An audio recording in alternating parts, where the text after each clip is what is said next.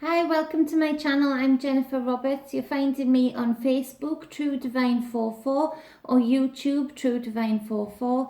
Any of the other contact details will either be in the description above or the drop box below, depending where you're finding me. So today is the invitation for the energies of the 29th of January 2020. And again, it's a little bit of a tough one, but a good one, in that there's definitely this transitional period that people are going through, that many are going through, this real letting go period, but properly letting go, properly leaving things behind, and moving forward, which is a great thing. It's a positive thing. People's perspectives are changing vastly with all of the truths that are coming out. The things are changing quite dramatically. So the first card is the Three of Swords. These three swords in the heart, the rabbit's going crazy. They hurt like a bugger. This is betrayal, this is pain, this is hurt, this is loss. This is that kind of feeling you get of despair, of real in your gut upset, things that have really, rocked your world, betrayals, hurts, news that has rocked your world, thoughts that are very damaging around this card. But then we have to clarify, we have the Three of Cups. So with the Three of Cups, this making up to be the Six, the Three of Cups, there's a positive card, and it's coming out, I think, to mirror what the possibilities are of this. That it might sound unbelievable to anybody who's still in this position right now, but this is a gift. The feelings that you're feeling right now are gifts, because they're not the Five of Swords, or the Eight of Swords, or the Nine of Swords even, where thoughts are going around your head and it's a cycle of thoughts. But this is a shock to the heart. This is oh, feel it there. It's not nice, but this is the kind of pain, trauma, upset, that can often make you see things from a different perspective, that can often make you finally want to let go, finally want to transmute it into this different perspective and be able to celebrate this time in life. With these two cards together, for me, it's that kind of feeling of, at the time when you're in this, you feel it's never going to end, you feel you'll never be the same again, you're so upset, you've changed, you won't be you anymore, you can't see a way out. But then this card combined with this card, it's that time when you're sitting with your friends or your family and you say, hey, I'm so glad that happened, I'm so glad I found out about that, because look at the turn my life's taken now, look at the turn, the roads that I've taken now to progress further. And if I'd stayed in this, without having this shock factor, if I'd stayed in this position, goodness knows where I'd be now. It's that kind of discussion, these two cards together for me. So it's painful, but it's good. The next card being the Wheel of Fortune.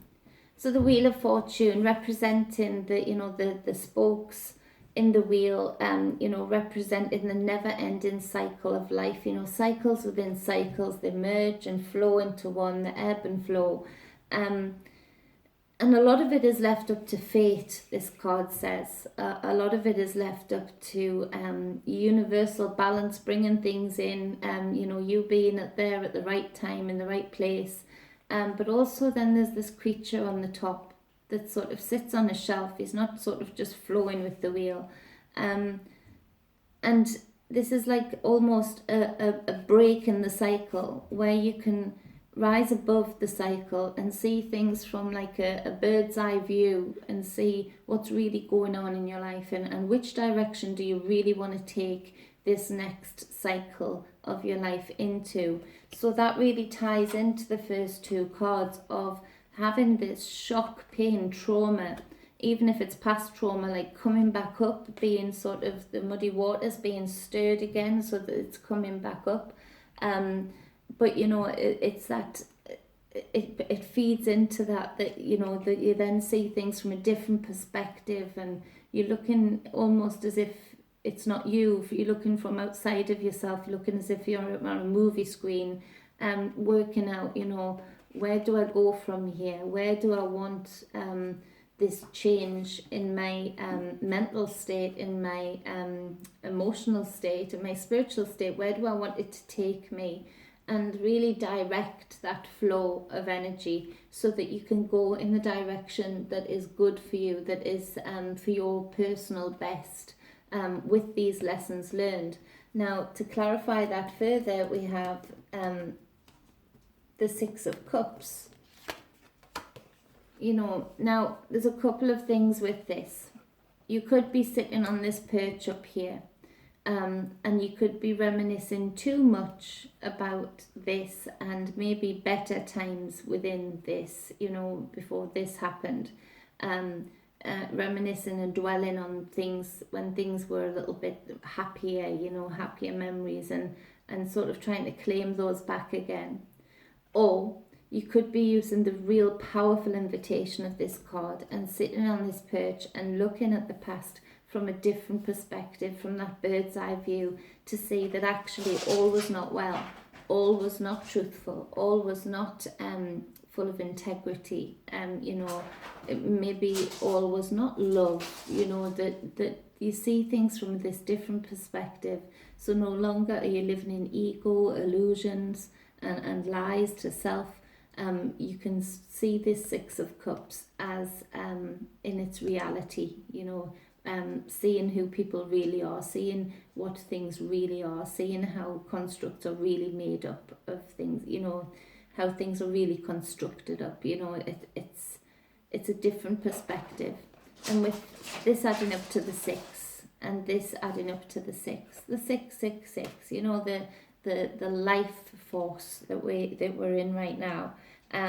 So, you know, flow with that, and take the lessons from this pain, from this past, from this trauma, but don't sit in that, move through that. This is a real invitation with this Wheel of Fortune and the Six of Cups, to not go into your mind, into this past, and continue to, and this might seem a bit rough to say, but continue to be the victim, continue to label yourself the victim, because that is so limiting, it's so debilitating.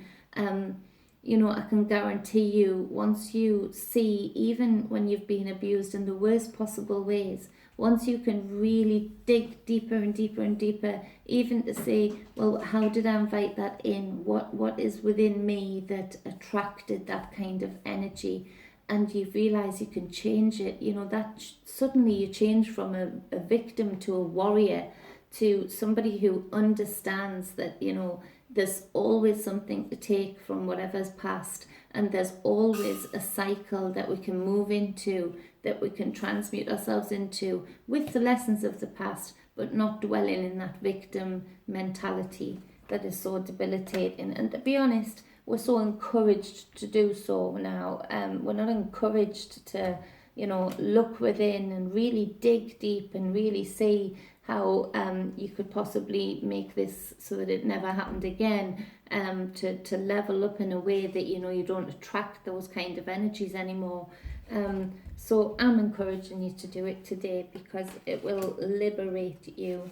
The third card and last card being the Hierophant, the Pope. So another major arcana, and really tying in again with the first two cards, in that this Pope, he represents, is the bridge, he represents all of the realms, the mesoteric, the esoteric and exoteric. And then his staff is what he's holding here, has the 3 tiers as well. He has knowledge on all planes, on all levels. Is the bridge between the material and the spiritual world. here he's sharing his knowledge with these people here, and their heads are shaved like monks, and that's because it sort of symbolizes that he's literally giving them the guidance, information, and downloads, uploads, inner standings, right directly into the pineal gland within the skull. And so he has that capacity, in that this card is inviting you to tell you that you have that capacity. You have the capacity to be so honest with yourself while you're looking at the past events, while you're seeing what went wrong in a different light. You have the capacity to call on this energy, to be this energy, your higher self, your true self, however, whatever you call it, your whole self, I like it. To give you this different perspective, to really level you up on the knowledge of what really went on, and not just seeing things through illusion or ego, but seeing things how whatever you've been through as well, represented on all realms, how it has an impact on all the parts of you. So, if you're clinging on in any way or won't let go, or you're being stubborn and you want to hold on to that pain, it'll affect you on all levels, your spiritual world, your physical world, your mental state. So, the Hierophant is there to give you that inner standing of what life's all about, and that it's about cycles, ebbs and flows. A little bit of fate and some choice here. Choice to choose how you react to things, to choose how you respond to things. Choice to live the way you want to live, to be the way you want to be. So he's really inviting you to do that. What else is there? Here's the pillars of knowledge. It's just a real inner standing. And he's a real bridge between your physical world and your spiritual world. So if this resonates with you, don't be surprised if you just start having inner knowings about a certain aspect in your life, or inner messages from self that that you just think, where did that come from? But actually, when you ponder the thought, it makes sense, and it helps you move forward. So this is, although this is a tough reading for the energies of the day, it's really positive. Now, to clarify him is the Knight of Cups. Now, with this, there's a real, if you can, like I said before, all of the aspects of you, the spiritual, the physical, the mental you, everything reflects in on each other, as above so below, as within so without, and you transmuting these inner standings of the situations you've been in honestly and so truthfully, that there's no ego around it, that you can actually drop that victim label and live in the warrior label. Just warrior energy, not label. Let's leave labels. This Knight of Cups comes in, and maybe when you've been struggling in the material world, with your material things, maybe this is because you've really sorted out that spiritual side of you, that you've really transmuted those thoughts about past pains, about past traumas and hurts, and seen things from a different perspective. There's good news coming in, and it sounds a bit gypsy caravan type thing, but unexpected money coming in. Because when we fix other parts of self, the spiritual, the mental, the emotional, the physical, it all reflects on the other parts of self in a positive way. The same way, if we ignore certain parts of self, it reflects on us in all other parts of self in a negative way. It's just the way it is. So there's real potential here for good news, unexpected money, unexpected material gains, proposals of all kinds, basically. So don't be surprised, even if you get some of the messages that you need to hear with the energy of this Hierophant here, through people that you trust and love, or even strangers just saying a certain thing that makes you think back and think, that's why I'm not a victim anymore. That's why I'm a warrior. That's why I won't be labelled a victim. I won't allow anybody to see me as a victim. So I was a bit full on, to be honest, for daily energy. But there's this release, because on the bottom of the deck there's the Nine of Swords.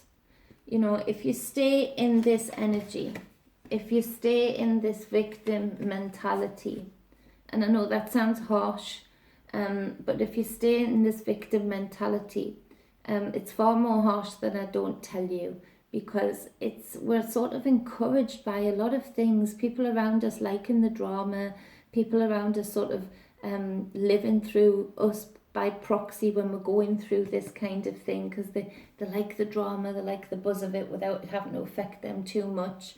You know, the victim label attracts all sorts of mucky energy, of sticky energy. So to really transmute this and see it from this different perspective, and make choices about how you choose to respond to your pain, your trauma, how you choose to respond to the people around you, how you choose not to be triggered anymore into this Nine of Swords feeling. This has been enough to shock you into a state of, okay, I'm going to move on, I'm going to let go, I'm going to move on, and I'm going to live. So actually, it's a good reading, although it was full on. So I hope it made sense.